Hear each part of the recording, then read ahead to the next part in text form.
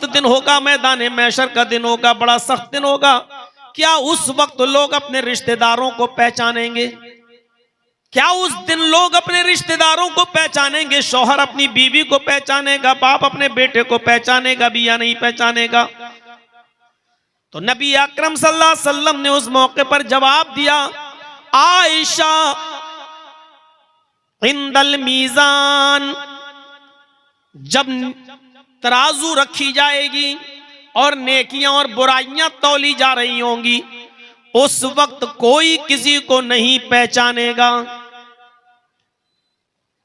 बाप अपने बेटे को नहीं पहचानेगा, शौहर अपनी बीवी को नहीं पहचानेगा, माँ अपनी बेटी को नहीं पहचानेगी, भाई अपने बहन को नहीं पहचानेगा। हर इंसान को यह फिक्र होगी कि इस तराजू में जो हमारी नेकियां और बुराइयां तौली जा रही हैं, हमारी नेकियों का पलड़ा भारी होता है या नहीं, हमारी बुराइयों का पलड़ा उठता है या नहीं, हमारी नेकियां बुराइयों से ज्यादा होती हैं या नहीं। जिस वक्त नेकियां और बुराइयां तौली जाएंगी, कोई किसी का ख्याल न करेगा, किसी को किसी की परवाह नहीं होगी, किसी को किसी की परवाह नहीं। शौहर को बीवी की नहीं, बाप को बेटे की नहीं, माँ को बेटी की नहीं, भाई को बहन की नहीं, कोई किसी को याद नहीं करेगा। इस मौके पर फरमाया, आया आयशा, और दूसरा मौका तब आएगा जब कोई किसी को याद नहीं करेगा। पुल सरात पर गुजरते हुए, पुल सिरात से हर इंसान को गुजारा जाएगा, पुल सिरात से लोग गुजरेंगे, और पुल सिरात जिससे लोग गुजरेंगे उसी के नीचे जहन्नम होगी, उसी के नीचे जहन्नम भड़क रही होगी। गुनाहगार लोग भी पुल सिरात से जाएंगे और फौरन बीच में जाकर उनका हाथ छूटेगा और नीचे जहन्नम के अंदर वो गिर जाएंगे।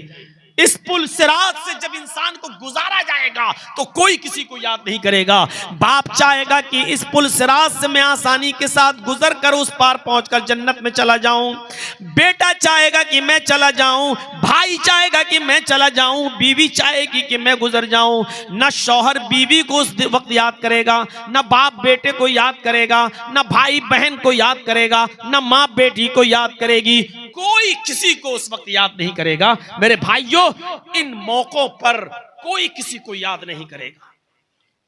हालात ही ऐसे होंगे। इसी से मिलता जुलता एक नक्शा कुरान करीम ने यूं खींचा है, यौम यफिर्रुल मरउ मिन अखीही व उम्मिही व अबीही व साहिबतिही व बनी। कयामत के दिन इंसान भाग रहा होगा अपने बाप से। यौम यफिर्रुल मरउ मिन अखीही, अपने भाई को देखकर भाग रहा होगा। व उम्मिही, बेटा अपनी मां को देखकर भाग रहा होगा। व अबी, बेटा अपने बाप को देखकर भाग रहा होगा। व साहिबती, आदमी अपनी बीवी को देखकर भाग रहा होगा। वह बनी, बाप अपनी औलाद से भाग रहा होगा। यानी हर इंसान को यह होगा कि मैं नजात पा जाऊं और किसी को नजात मिले ना मिले, लेकिन मुझे नजात मिल जाए, मैं चला जाऊं, मैं बख्श दिया जाऊं, मैं जन्नत का मुस्तहिक हो जाऊं। यह हर इंसान को फिक्र होगी उस दिन। और 50,000 साल का एक दिन होगा, सूरज 1 मील के फासले पर होगा। इस दिन ये 7 किस्म के लोग अल्लाह के अर्श के साए में होंगे, और अल्लाह के अर्श के साए के अलावा कोई साया नहीं होगा। जिनको अल्लाह का अर्श का साया मिल गया वो खुश नसीब होंगे। जिनको अल्लाह के अर्श का साया मिल गया, इनका 50,000 का दिन बहुत आसानी के साथ गुजर जाएगा।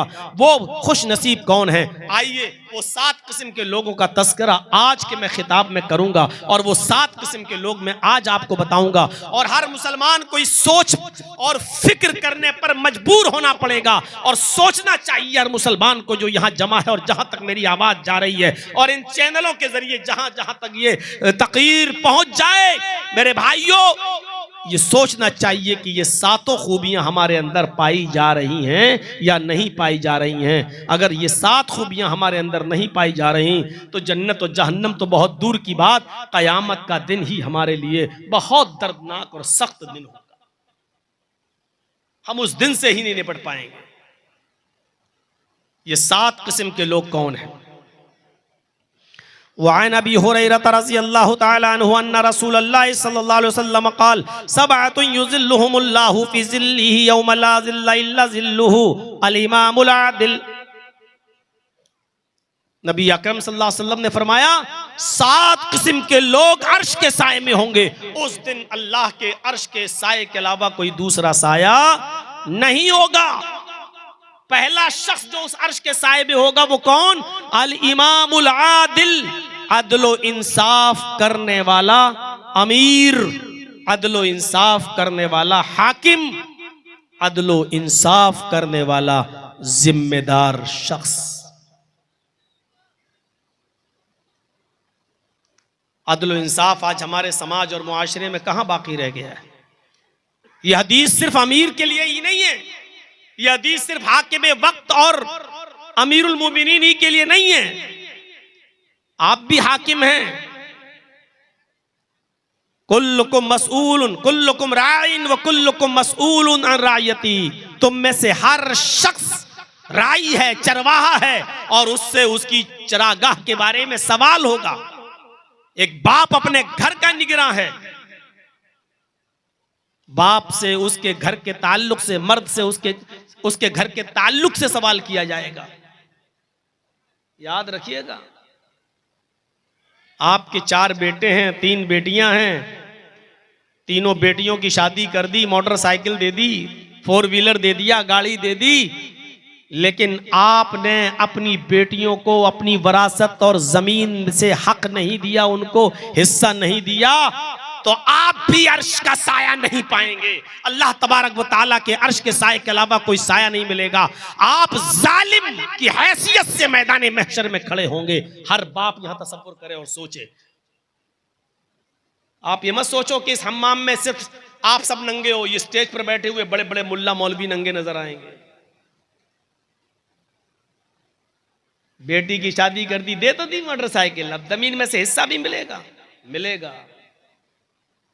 गाड़ी देने के बारे में अल्लाह के नबी का हुक्म नहीं है, 4 व्हीलर देने के लिए अल्लाह के रसूल ने नहीं कहा था, लेकिन जमीन वरासत का हकदार अल्लाह ने बेटी को भी बनाया है, अल्लाह ने भी और अल्लाह के रसूल ने, वो आपको देना पड़ेगा।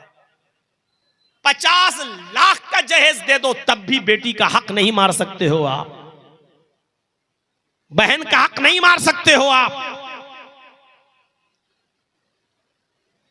कभी कभी हंसी आती है, ऐसे ऐसे लोग मुत्तकी बनते हैं।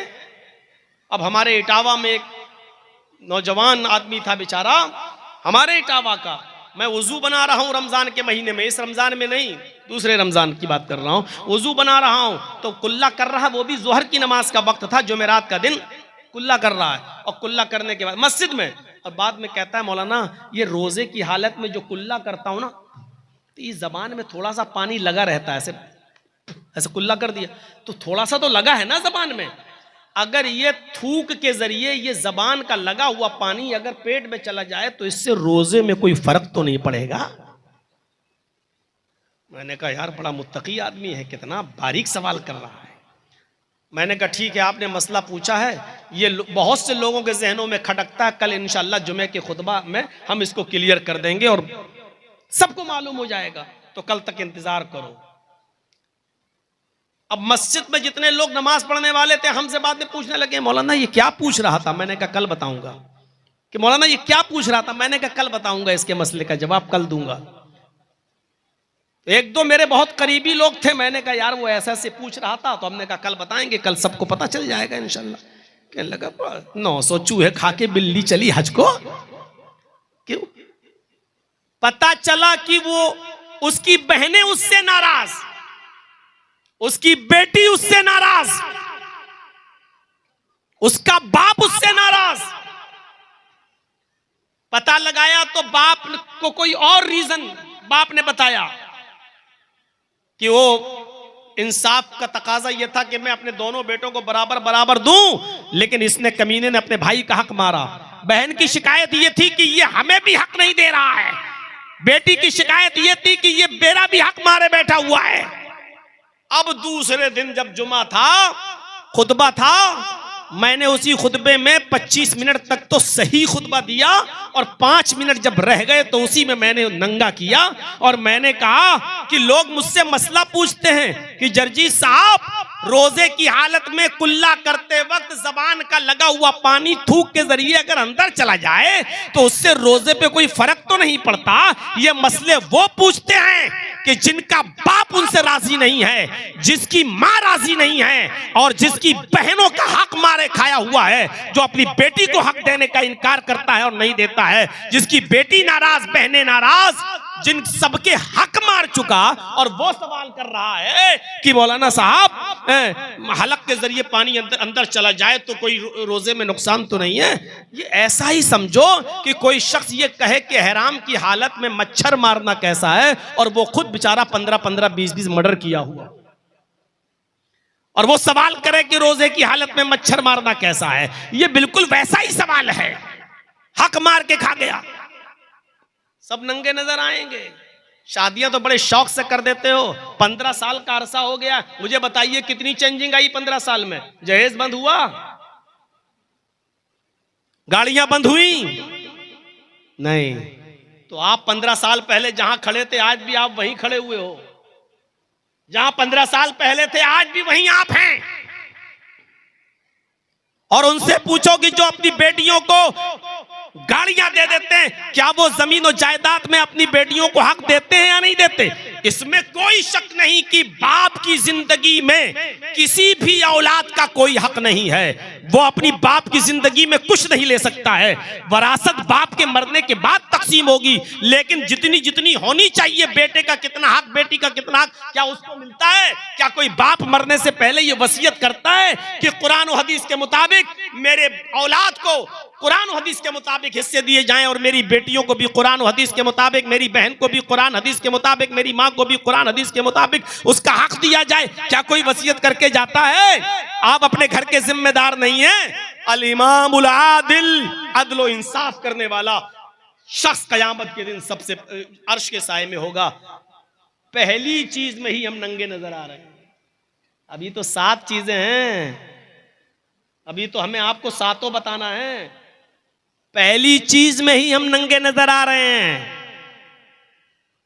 सुन लो, जो बाप अपनी औलाद के साथ इंसाफ नहीं करता। हजरत नौमान इब्ने बशीर फरमाते हैं कि मेरे बाप मुझे अल्लाह के रसूल सल्लल्लाहु अलैहि वसल्लम के पास ले गए।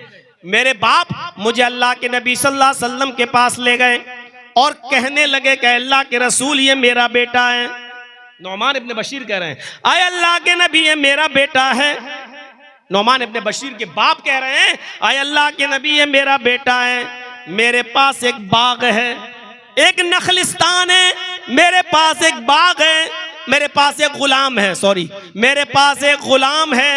मैं उस गुलाम को मैं जनाब अपने बेटे को देना चाहता हूं। तो फतन, आए अल्लाह के नबी, आप गवाह रहिए, मैं आपके सामने इकरार कर रहा हूं कि मेरे पास जो गुलाम है, जिसका मैं मालिक हूं, वो मैं अपने बेटे को गिफ्ट में दे रहा हूं, तोहफे में दे रहा हूं। अल्लाह के नबी सल्लल्लाहु अलैहि वसल्लम ने जो सवाल किया, बुखारी शरीफ की रिवायत पढ़िए, अल्लाह के नबी सल्लल्लाहु अलैहि वसल्लम ने उससे पूछा, नौमान इब्ने बशीर के बाप से, क्या तुम्हारे और भी बेटे हैं?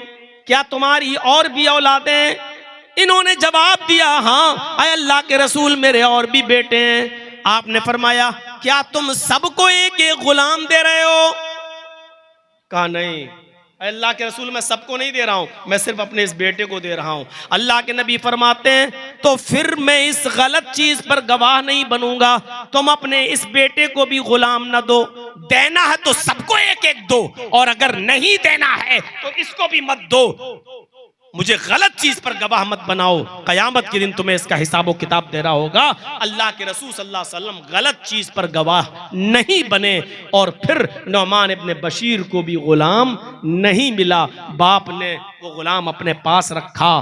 नबी अकरम का फरमान, क्या तुम सबको दे रहे हो? कहा नहीं, सबको नहीं, सिर्फ इसी को दे रहा हूं। तो अल्लाह के रसूल ने कहा, फिर इससे भी ले लो, या तो दो तो सबको दो, और नहीं देना है तो किसी को मत दो। यही अदल का तकाजा है। तो अर्श के साए में कयामत के दिन सबसे पहला शख्स कौन होगा? अल इमामुल आदिल, अदल व इंसाफ करने वाला।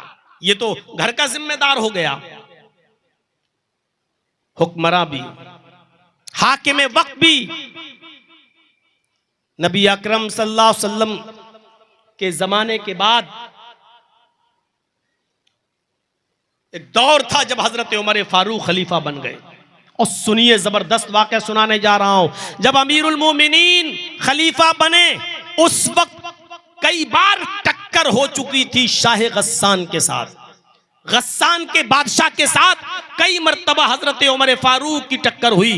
और शाह गस्सान, जिसका नाम जबला इब्ने अहम था, वो हजरत उमर फारूक की नजरों में खटक रहा था। और हजरत उमर फारूक भी उसके दुश्मन बने हुए थे कि कैसे इसको फतह किया जाए। शाह गस्सान का जबरदस्त बादशाह, ईसाई बादशाह, लेकिन इस्लाम की तालीमात से मुतासिर हो जाता है।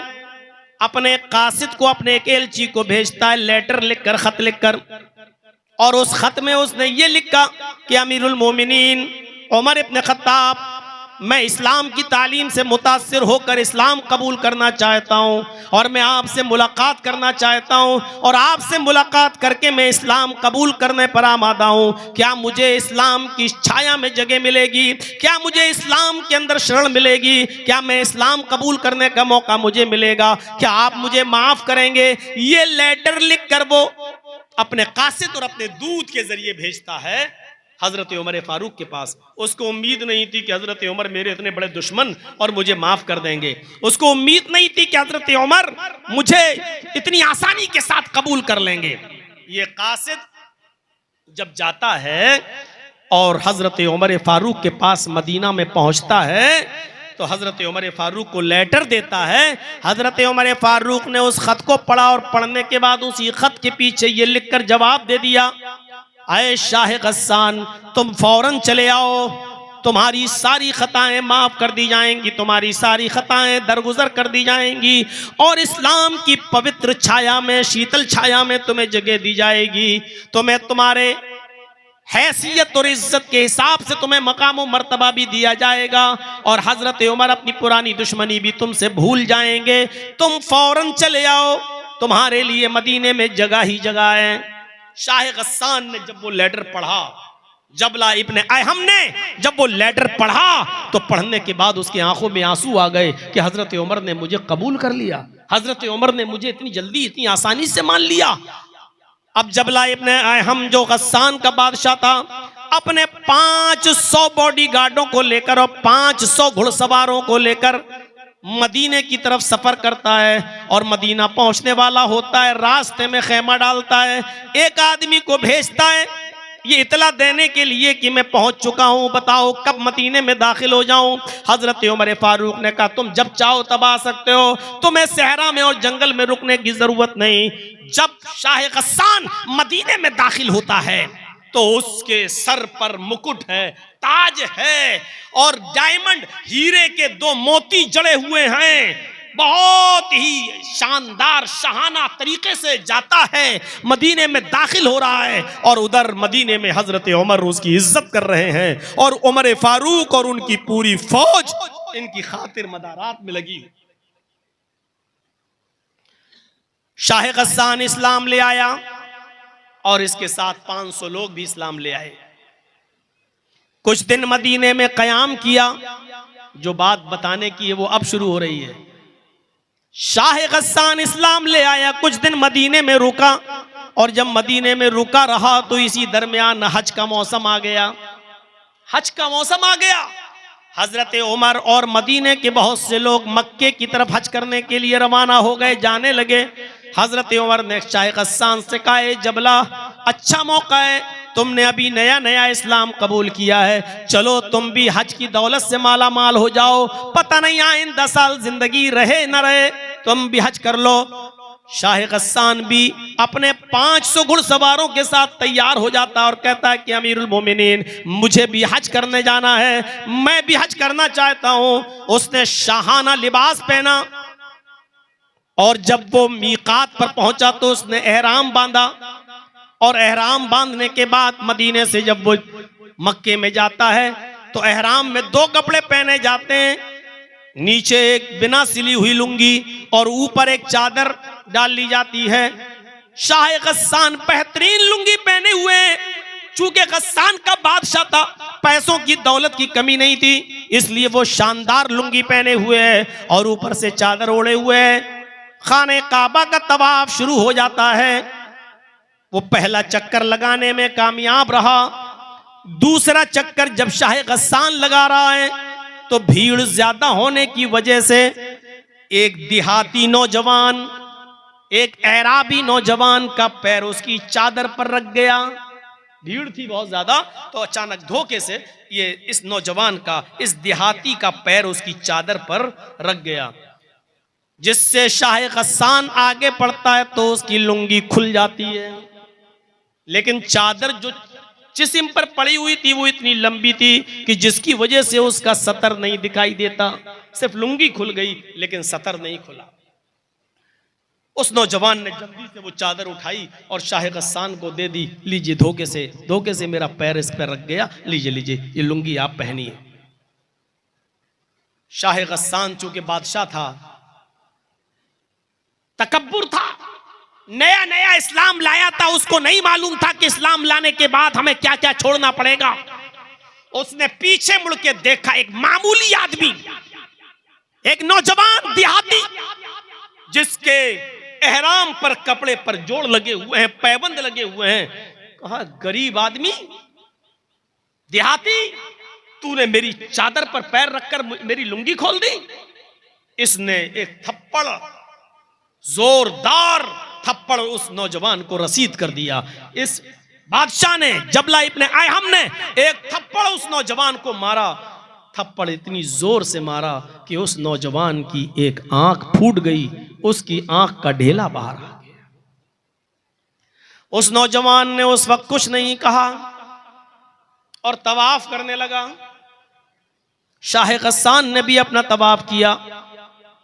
जब ये नौजवान तवाफ करने के बाद अपने कबीले में पहुंचता है, जब ये नौजवान तवाफ करके अपने कबीले में जाता है, वहां के लोगों ने पूछा कि तुम्हारी आंख कैसे फूट गई। इसने पूरी की पूरी बात बताई तो पूरा कबीला गुस्सा हो गया। अरे होगा बादशाह अपने इलाके का तो जिसको चाहेगा उसको मारेगा, जिसकी आंख फोड़ना चाहेगा फोड़ देगा, ये कैसे हो जाएगा। उठो, तुम हमारे पास चलो, हजरत उमर फारूक के पास चलते, मुझे इंसाफ चाहिए, आदल चाहिए। और पूरा कबीला इस नौजवान को, जिसकी आंख फूटी थी, लेकर हजरत उमर फारूक के पास वहीं मक्के में पहुंच जाता है। हजरत उमर फारूक को पूरी बात बताई जाती है। हजरत उमर फारूक ने उस नौजवान से पूछा। उस नौजवान ने कहा, अमीरुल मोमिनीन, धोखे से मेरा पैर उसकी चादर पर रख गया और उसकी चादर खुल गई, उसकी लुंगी खुल गई। उसने मुझे थप्पड़ मारा और इतनी जोर से मारा कि उसके थप्पड़ से मेरी आंख फूट गई।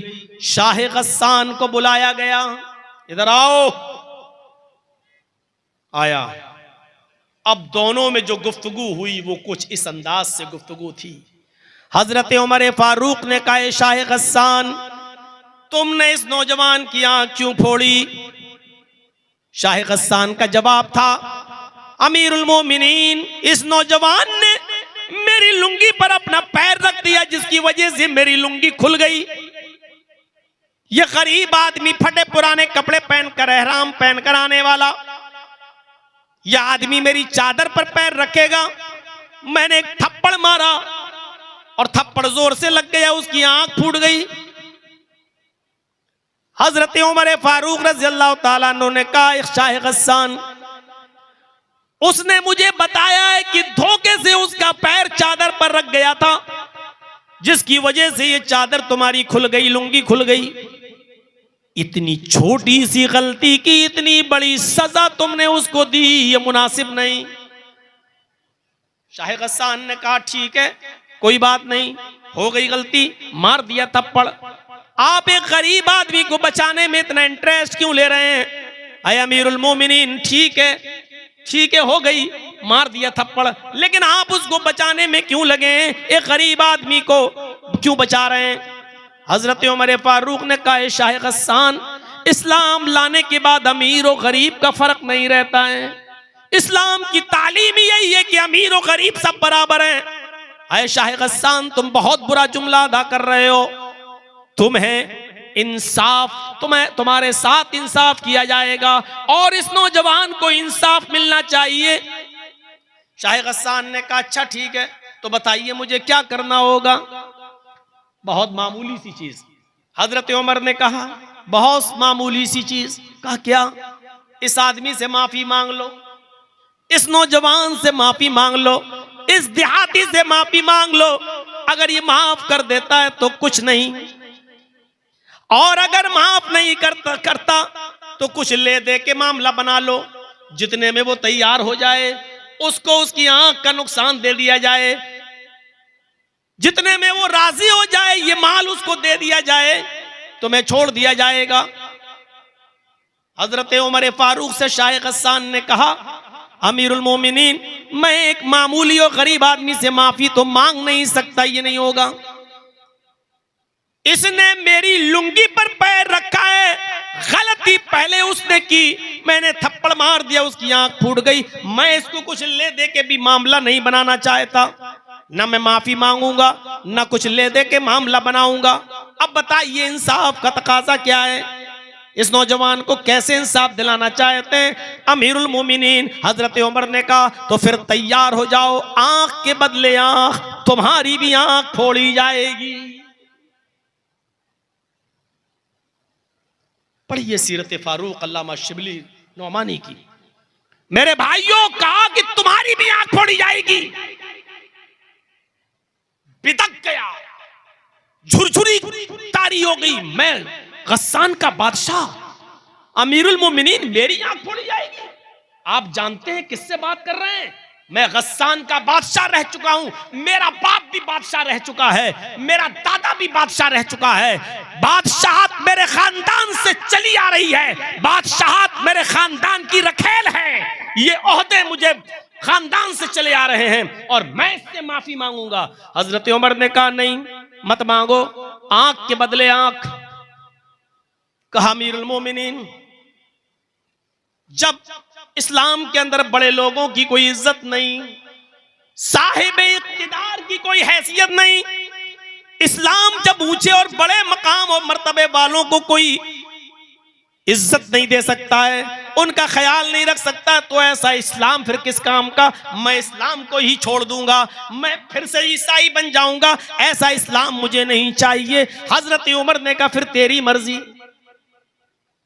उसने कहा, ठीक है, मैं जा रहा हूं गस्सान, और मैं फिर से ईसाइयत कबूल करूंगा। हजरत उमर ने कहा, तुम इस गस्सान नहीं जा सकते हो। आए शाह गस्सान, आए जबला इब्न आए, हम इस्लाम लाने से पहले तुम जो थे वो थे, लेकिन इस्लाम लाने के बाद तुम इस्लाम भी नहीं छोड़ सकते हो। अगर तुमने इस्लाम छोड़ने की जुर्रत की, अगर मुर्तद होने की कोशिश की, तो तुम्हें दूसरी सजा दी जाएगी जो इस्लाम के कानून में मुर्तद को मिलती है। उसने कहा, अगर मैं ईसाइयत कबूल कर लूं तो मुझे क्या सजा दी जाएगी? हजरत उमर फारूक ने कहा, फिर तेरी गर्दन उड़ाई जाएगी, क्योंकि इस्लाम के अंदर मुर्तद की सजा यह है कि उसको कत्ल कर दिया जाए। उसने सोचा, मैं तो दोनों तरफ से फंस गया, माफी मांग नहीं सकता, मेरी इज्जत के खिलाफ है, और आंख मेरी फोड़ी जाए, ये तो और ज्यादा बेइज्जती की बात है। एक बादशाह की आंख फोड़ी गई, और अगर इस्लाम छोड़ रहा हूं तो मेरी गर्दन भी उड़ाई जा रही है, अब क्या करूं? उसने कहा, अमीरुल मोमिनीन, ठीक है, मुझे कुछ सोचने का मौका दीजिए। इतना बड़ा फैसला, कुछ सोचने का मौका तो दीजिए। हजरत उमर ने कहा, तुम्हें एक दिन की मोहलत दी जा रही है, कल इसी वक्त तक का टाइम है तुम्हारे पास, हमारी जबान में 24 घंटे, तुम्हें 24 घंटे की मोहलत दी जा रही है। कल इस वक्त तक तुम बता सकते हो माफी मांगते हो या नहीं, कुछ ले दे के मामला बनाते हो या नहीं, या आंख फुड़वाते हो या नहीं, या इस्लाम छोड़ रहे हो क्या? तुम कल सोच समझ के बता दो कि तुम्हें क्या करना है। मेरा मशवरा मानो तो सबसे आसान तरीका यह है कि उसको सॉरी बोल दो, उससे माफी मांग लो, और मुझे उम्मीद है कि तुम्हारा भाई भी तुम्हें माफ कर देगा, क्योंकि इस्लाम अफू दरगुजरी को पसंद करता है, वो माफ कर देगा। उसने कहा, अमीरुल मोमिनीन, अपना मशवरा अपने पास रखिए, मुझे एक दिन की मोहलत आपने दी है, मैं कल बताता हूं आपको। कहा, ठीक है, जाओ। वो गया अपने खेमे में जहां पड़ाव डाला हुआ था, और अपने 500 साथियों से कहता है कि इस्लाम लाने के बाद तो और बेइज्जती हो रही है, कोई फर्क नहीं है, अमीरी गरीबी में कोई फर्क नहीं है, अदल का तकाजा। उमर कहते हैं कि यह है कि तुम्हारी आंख फोड़ी जाएगी। बताइए, मैं शाह गस्सान, गस्सान का बादशाह, और मेरी आंख फोड़ी जाए। मैंने फैसला कर लिया कि इस्लाम छोड़ दूंगा, लेकिन यहां इस्लाम छोड़ता हूं तो मेरी गर्दन काटी जाएगी। ऐसा करो कि रात की तारीकी में हम लोग यहां से भाग जाते हैं, फरार हो जाते हैं। और जब रात तारीक हुई और चारों तरफ से छा गई तो शाह गस्सान अपने 500 आदमियों को लेकर रात के अंधेरे का फायदा उठाते हुए भाग गया और फिर वो अपने शहर, अपनी बस्ती में चला गया। हजरत उमर फारूक को पता चला कि ये लोग तो रात में भाग गए, लेकिन कोई परवाह नहीं की। उस नौजवान को बुलाया, कहा मुझे अदल और इंसाफ उन 500 आदमियों के फिर जाने से और इस्लाम को छोड़ देने से भी ज्यादा प्यारा है। मैं नहीं चाहता कि ऐसे लोग इस्लाम के अंदर दाखिल हों जो अमीर होने के बावजूद तकब्बुर की चादर अपने ऊपर से ना उतार सकें, घमंड की रिदा अपने ऊपर से ना उतार सकें। मुझे ऐसे लोगों के इस्लाम की कोई चिंता नहीं है। चले गए, कोई फर्क नहीं पड़ता। मुझे फख्र है कि मैंने न्याय, इंसाफ और अदल को कायम रखा है। मेरे प्यारे साथियों, अदल और इंसाफ का तकाजा ये था। हजरत उमर फारूक कौन थे? अमीरुल मोमिनीन। और अदल को कायम रखा। कयामत के दिन अर्श के साए में वो अमीर भी होगा, वो हाकिम वक्त भी होगा जो अदल और इंसाफ करता होगा।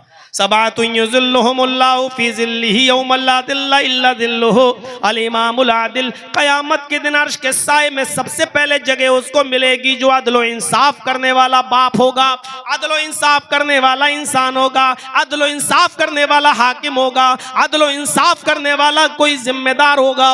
उस आदमी को जगह मिलेगी। वो तो वाक़या सुना ही होगा, 50 बार सुना होगा। आपके उलमा ने बताया होगा। कबीले बनु मखजूम की वो औरत जो फातिमा नामी थी और पकड़ी गई चोरी में, अल्लाह के नबी ने कहा हाथ काट दो। कहा बड़े ऊंचे घर की लड़की, अगर इसका हाथ काटा गया तो नाक कट जाएगी। और सबसे ज्यादा चहीते, नबी के सबसे ज्यादा दुलारे हजरत उसामा इब्ने ज़ैद को भेजा गया कि जाओ आप सिफारिश करो। तो अल्लाह के नबी सल्लल्लाहु अलैहि वसल्लम से कहने लगे, अरे अल्लाह के नबी, छोड़ दीजिए उस औरत को, उसका हाथ मत काटो। बड़े ऊंचे घर की लड़की है, अगर हाथ कट गया तो नाक कट जाएगी। अल्लाह के नबी सल्लल्लाहु अलैहि वसल्लम ने फरमाया, वाह,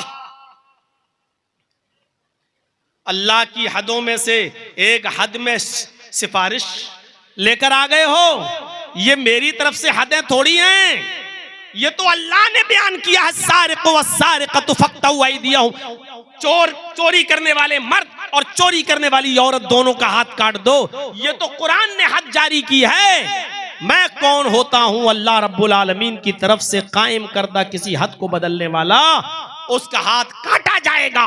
और जब हाथ उसका काट दिया गया तो तमाम लोगों ने कहा, अल्लाह के रसूल, बड़ी नाक कट रही है, सुबकी हो रही है। लोग कह रहे हैं कि अमीरों का भी ख्याल नहीं रखा जाता है इस्लाम में। तो अल्लाह के नबी सल्लल्लाहु अलैहि वसल्लम ने उस वक्त जो तारीखी जवाब दिया वो हदीस की किताबों में मौजूद है। लौ अन्ना फातिमा बिन्त मुहम्मद सरकत लक़तअतु यदहा, उसने चोरी की, अगर उसकी जगह पर मोहम्मद की अपनी बेटी फातिमा भी चोरी करती तो मैं उसका भी हाथ काट देता, क्योंकि यह अदल है, ये इंसाफ है। जो चोरी करेगा और वो निसाब को, हद को पहुंचेगी तो उसको जो है सजा दिया जाएगा, चाहे वो मर्द हो या औरत। लिहाजा मेरी बेटी भी अगर चोरी करती तो उसका भी हाथ में काट देता। ये है अदल और इंसाफ। और अदल और इंसाफ करने वाले कयामत के दिन कहां होंगे? अल्लाह के अर्श के साए में। यहां जितने बैठे हैं ना, सब सोच लें कि पहला ही मामले में कितने लोग होंगे जो अर्श के साए से बेदखल कर दिए जाएंगे। चल हट, भागो यहां से। पहली चीज। अब आगे चलिए, आगे नौजवानों के लिए।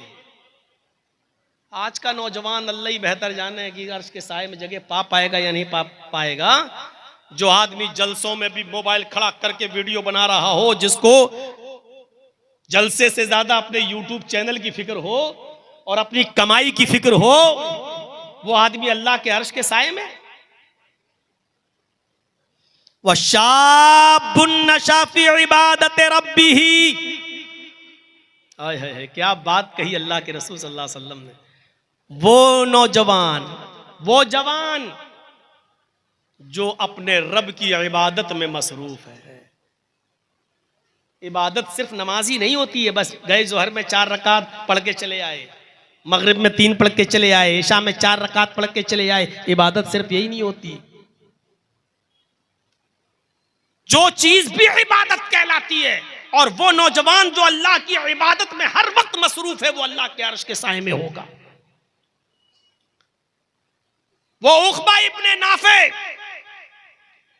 नौजवान 1500 घुड़सवारों को लेकर निकला, और जहां गया उसने इस्लाम का झंडा लहरा दिया। जहां गया उसने इस्लाम को फतह कर लिया, इस्लाम का झंडा लहराकर उस इलाके को फतह कर लिया। जहां गया, दाएं देखा तो इस्लामी इस्लाम, बाएं देखा तो इस्लामी इस्लाम, आगे बढ़ता जा रहा है, पीछे इस्लाम का झंडा लहराता जा रहा है।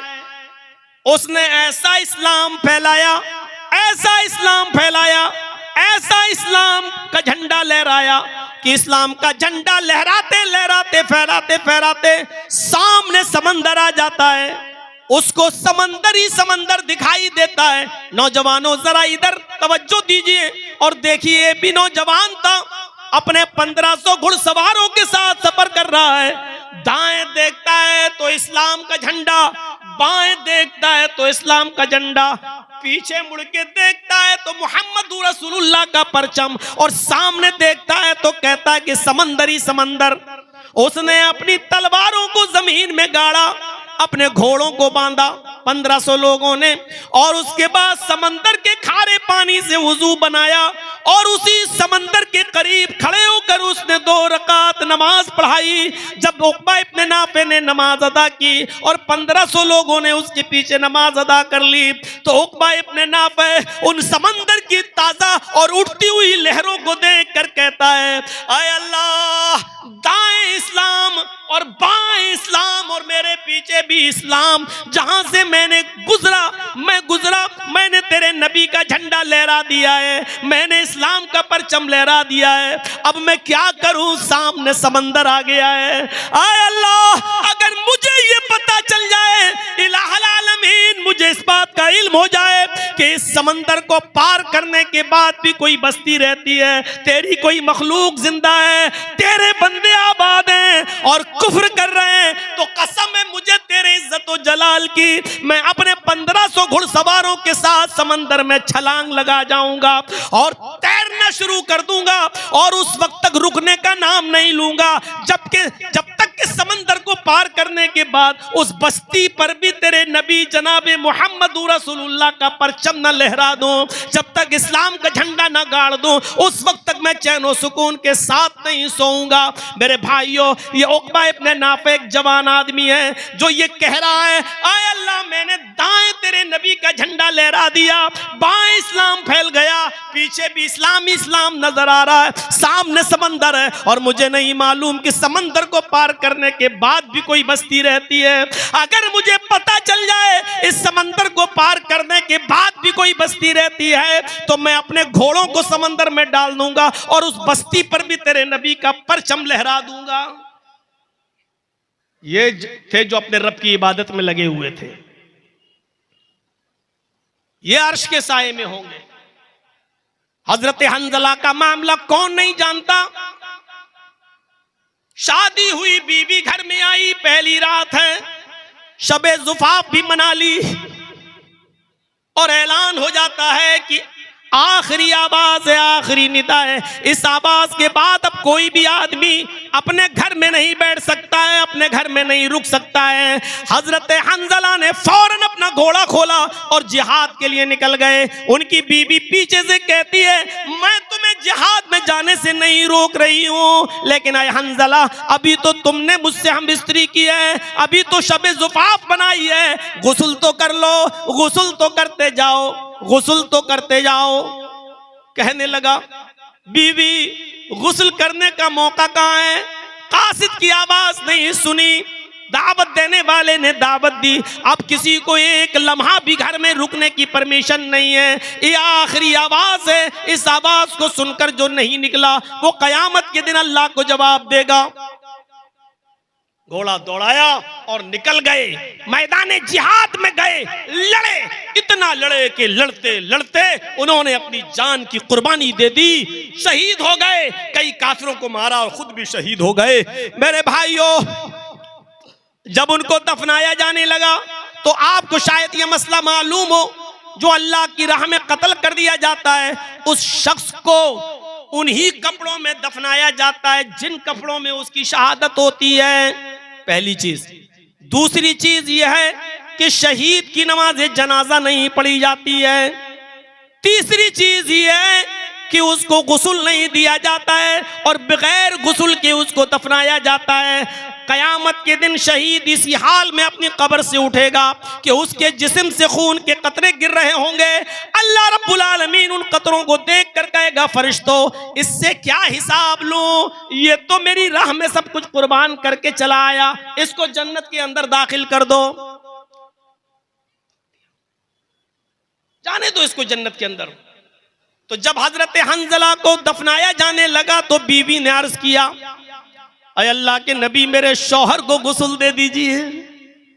अल्लाह के नबी ने फरमाया, हंजला की बीवी शायद तुम्हें पता नहीं, शहीद को गुस्ल नहीं दिया जाता है, जनाजा नहीं पढ़ा जाता है। कहने लगी, मैं जानती हूं, मसला मालूम है, लेकिन मैं कैसे बताऊं। अय अल्लाह के रसूल आप ही फरमाते हैं, इन्नल्लाह ला यस्तही मिनल हक, अल्लाह हक बात से नहीं शर्माता। कल ही मेरा निकाह हुआ, मेरी शादी हुई, मेरा शौहर मुझे घर लाया, पहली रात ही मेरे साथ शबे जुबाब बनाई, जिहाद का ऐलान सुना, राती में निकल गया, इतना लड़ा कि लड़ते लड़ते शहीद भी हो गया।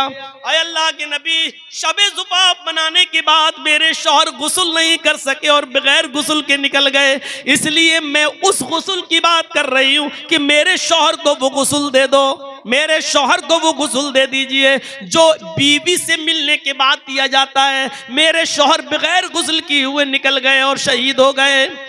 थोड़ी देर अल्लाह के नबी ने तवक्कुफ किया, गोया के वही का इंतजार कर रहे हो, और थोड़ी देर के बाद कहने लगे, आए सहाबियों, हंजला को ऐसे ही दफन कर दो। बीबी फिर बोली, आए अल्लाह के नबी मेरे शौहर के गुस्ल का क्या बना। इमाम कायनात ने फरमाया, आए हंजला की बीबी तेरे शौहर को मेरे गुस्ल की जरूरत नहीं, आसमान से उतरने वाले 70,000 फरिश्तों ने तेरे शौहर को गुस्ल दे दिया। तेरा शौहर गसीलुल मलाइका है, उसको गसीलुल मलाइका का खिताब मिल गया। तेरे शौहर को 70,000 फरिश्तों ने गुस्ल दिया। ये कौन सा जवान आदमी था, शादी हुई, पहली रात मनाई और जिहाद के लिए निकल गया, अपनी खूबसूरत बीवी को भी छोड़ गया। जिहाद भी अल्लाह की इबादत है और इबादत के लिए निकल गया। वह शाबुन नशा फी इबादत रब्बी, दूसरा वो जवान आदमी अर्श के साए में होगा जो अपने रब की हर वक्त इबादत में लगा हुआ है। यहां सही से बैठकर जलसा नहीं सुन सकते, इबादत करेंगे अल्लाह की। 15 साल तो वो हो गए जो यहां आए थे पहले, वरना और 10 साल मेरे जोड़ लो जो पहले से आ रहे हैं। 25 साल पहले भी इसी तरीके के हंगामे हुआ करते थे जलसों में, और इसी तरीके का शोर हुआ करता था। और आज भी अगर कोई पूछे कि जर्जी साहब मैंने सबसे पहली तकरीर जो की थी बंबई में, उस वक्त मेरी उम्र थी 17 साल 10 महीना, जब बाल ठाकुरे के खिलाफ में बोला था।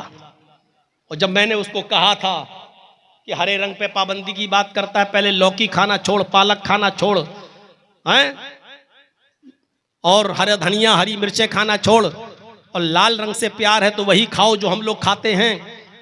और इस जुर्म में जब हम गए, 24 घंटा बिठाए रहे, मुझे थाने में रखा गया। और पहली मर्तबा जब मैं थाने में बैठा था, और इसलिए केस मेरे ऊपर नहीं बन पाया था क्योंकि मेरे बालिग होने में 2 महीने कम थे। 17 साल 10 महीने थे, 18 साल का होता तो भी चला गया होता अंदर। उस वक्त से मैं बोल रहा हूं, और आज अपनी उम्र के 46-47 के आसपास में पहुंच गया हूं। अंदाजा लगाइएगा कि 18 साल से लेकर अब तक कितने साल का अरसा गुजर चुका है। इस अरसे के बारे में कोई पूछे कि जर्जी साहब उस दौर से अब तक तक़ीद कर रहे हो, आप जलसों में कितना फर्क देख रहे हो, जलसों में कितनी तमीज और कितना सलीका और कितनी तहजीब देख रहे हो, जलसों में कितना फर्क पड़ा है और जलसों में क्या सुधार आया है, आप कितने नंबर देना चाहते हो? तो जर्जीस देगा 100 में 0। इतने साल पहले जिस तरह की बदतमीजी आप करते थे वो आज भी करते हो। उससे पहले जो बदअक्ली थी वो आज भी है, उससे पहले जो बदतमीजी थी वो आज भी है, उससे पहले जलसों का जो अदम एहतराम आपके दिलों में था वो आज भी है, इससे पहले जलसों की जो नौयत आपके जहनों में थी वो आज भी है। कोई तब्दीली नहीं आई है। कद थोड़ा सा बड़ा हो गया है, फर्क सिर्फ इतना है कि पहले जवान थे, अब 4 बच्चों के बाप बन गए हो, बस इससे ज्यादा कोई फर्क नहीं आया है। हमारे समाज में, हमारी सोसाइटी में, हमारे इलाके में और हमारी बस्तियों में बुरा लगे तो लगता रहे, मत बुलाइएगा, कोई फर्क नहीं पड़ता। फर्क कुछ नहीं पड़ा, न जहेज में फर्क, न शादियों में फर्क, न जहेज की डिमांड में फर्क, न लेन देन में फर्क। मेरे भाइयों कोई फर्क नहीं पड़ा है। फर्क सिर्फ इतना पड़ा है कि पहले मस्जिदें कुछ झोंपड़ियों की हुआ करती थीं, अब थोड़ा सा एसी लगने लगी है, पंखे लगने लगे हैं, स्टैंडरी आ गई है। बस अब लोग मस्जिद बनाने का तो बहुत बड़ा सवाब समझते हैं, लेकिन मस्जिदों को भरना जुर्म समझ रहे हैं, वो नहीं जाते। मस्जिद तो बना ली शब भर में ईमा की हरारत वालों ने, मन अपना पुराना पापी रहा, बरसों में नमाजी बन न सके। कोई फर्क नहीं पड़ा है हमारे इस समाज में और सोसाइटी में। शापुन नशा फी इबादत रब्बिही। चलिए दूसरा, 7 तक जाएंगे तो फजर यहीं हो जाएगी। तीसरी चीज देखिए, वरजुलुन क़ल्बुहु मुअल्लकुन फिल मसाजिद। 7 चीजें हैं, 2 चीजें बता चुका हूं और अब मैं किसी को खड़ा करके उन 7 चीजों को पूछूंगा, देखे कितनी गौर से सुन रहा है वो मेरी तकरीर। 7 चीजें जो बताई थी ना, और जिसका सर झुका होगा उसी को पहले खड़ा करूंगा। याद रखिए 7 चीजें पहले फिर सुन लो।